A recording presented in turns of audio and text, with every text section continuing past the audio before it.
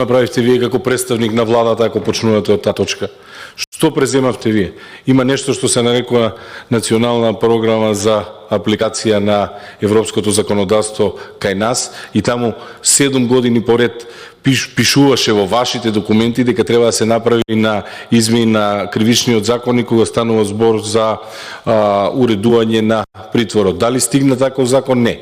Комисијата за европски прашања користевте за измени на кривичниот законник со кој практично овозможивте неказнивост и сега овде ни држите предавање. И не знам зошто ви се тие приоритет пред оние кои што ги гледаме дека биле лечени со физиолошки раствор во онкологија. Погледнете ги извештаите на Државен завод за ревизија кои што доаѓале до вас како влада.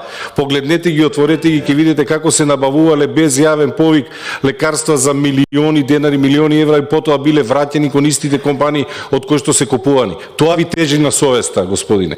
Тоа ве мачи.